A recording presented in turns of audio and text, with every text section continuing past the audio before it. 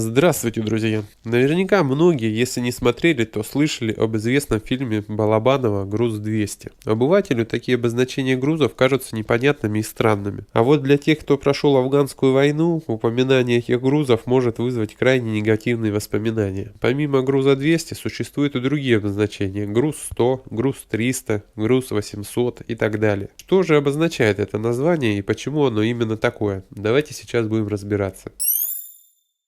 Такие обозначения появились в период афганской войны. Распространились они, конечно же, в армейской сфере, и ими пользуются до сих пор. На самом деле, название обозначений является собой системой кодов, которые фиксируются на грузах в зависимости от их содержимого. Необходимы были эти коды для того, чтобы содержимое грузов не придавалось огласке, держалось в секрете.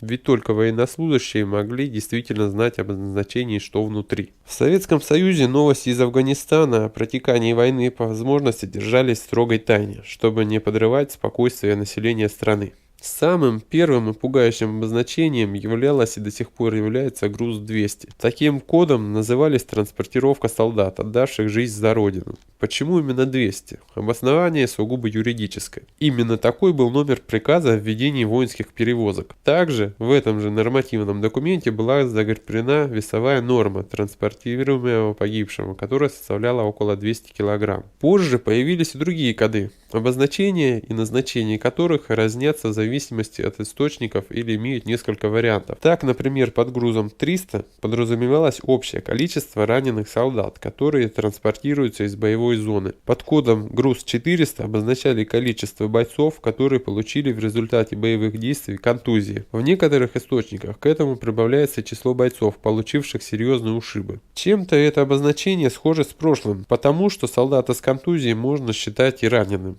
Груз 600 тоже был связан с транспортировкой людей, однако если все прошлые обозначения касались советских солдат, то этот код подразумевал под собой перевозку военнопленных. Существовал еще и груз 100, как правило, он обозначал боевые припасы. В число этих категорий входило оружие, боевые патроны, снаряды, мины различных типов и предназначений. Иными словами, все, что можно было взорвать или чем можно было выстрелить. Груз 500 имел несколько вариантов. Некоторые утверждают, что под этим кодом подразумевалось число здоровых бойцов. Однако, как правило, грузы с таким обозначением транспортировали медикаменты и лекарства для раненых. Под обозначением груз 700 перевозились, грубо говоря, награбленное добро. Это были деньги, а также драгоценности по типу золота и других металлов и сделанных из них изделий. Груз 800 наиболее серьезная и даже опасная категория перевозок. Содержимое данного кода – это особые виды оружия. Чаще всего химические, либо другие виды отравляющего оружия или оружия массового поражения. А что вы думаете по этому поводу? Напишите ваше мнение в комментарии. Я считаю, что мнение каждого полезно и важно.